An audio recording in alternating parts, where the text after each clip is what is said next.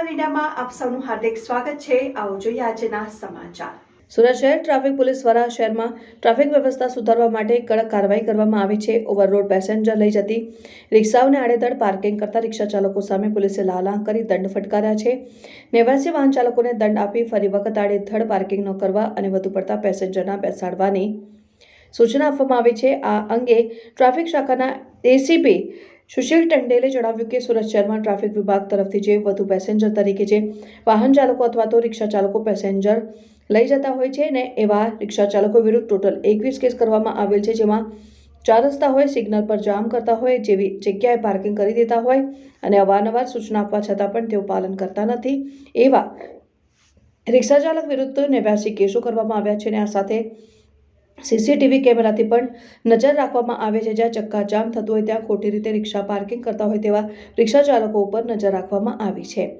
આ સાથેનો પાર્કિંગમાં રિક્ષા પાર્ક કરતા હોય અને પીક અવર્સમાં રિક્ષાનો ઊભી રાખીને ટ્રાફિક કરતા હોય તેમાં રિક્ષા ચાલકોને ઈ ચલણ આપવામાં આવ્યું છે અને રિક્ષા ચાલકોને નિયમ પ્રમાણે રિક્ષા ચલાવવા માટે અવારનવાર સૂચના આપવામાં આવી છે, પણ જે રિક્ષા ચાલકો નિયમોનું પાલન કરતા નથી તેમના વિરુદ્ધ હવે કાર્યવાહી શરૂ કરવામાં આવી છે।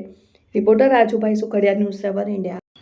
સુરત શહેરમાં ટ્રાફિક વિભાગ તરફથી જે વધુ પેસેન્જર તરીકે જે વાહન ચાલકો અથવા તો રિક્ષા ચાલકો પેસેન્જરોને લઈ જતા હોય છે એવા રિક્ષા ચાલકો વિરુદ્ધ ટોટલ 21 કેસો કરવામાં આવેલો છે। તેમજ જ્યાં 4 રસ્તા હોય, સિગ્નલ પર જામ કરતા હોય અને એવી જગ્યાએ જે પાર્કિંગ કરી દેતા હોય છે, અવારનવાર સૂચના કરવા પણ એ લોકો પાલન નથી કરતા તેવા રિક્ષા ચાલક વિરુદ્ધ કુલ્લે 89 કેસો કરવામાં આવેલ છે।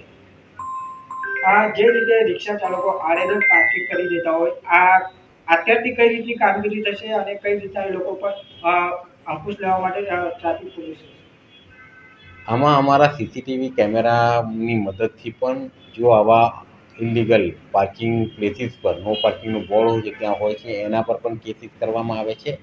તેમજ અમે સ્પેશિયલ ડ્રાઈવ રાખી અને જે પીક અવર્સમાં આ રીતે પાર્ક કરતા હોય અને ટ્રાફિકને અવરોધરૂપ થતા હોય તેમના વિરુદ્ધ પણ અમારા પીઆઈ પીએસઆઈ મારફતે એમના ઉપર ઈ ચલણના માધ્યમથી દંડ વસૂલ કરવામાં આવે છે।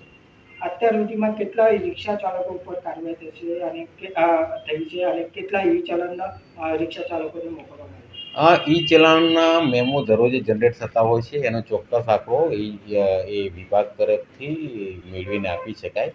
તેમ છતાં જે આજના ડીઆર છે એમાં જોતા ટોટલ 89 એવા ઇલીગલ પાર્કિંગ હતા એવા વાહન ચાલકો વિરુદ્ધમાં ઈ ચલણ આપવામાં આવેલ છે। વારંવાર ઈ ચલણ આપવામાં આવે છે છતાં રિક્ષા ચાલકો નહીં સુધરશે તો કઈ રીતની કાર્યવાહી થશે? એને પાછા ઈ ચલણ આપીને એના વિરુદ્ધ શિક્ષાત્મક કાર્યવાહી કરવામાં આવે।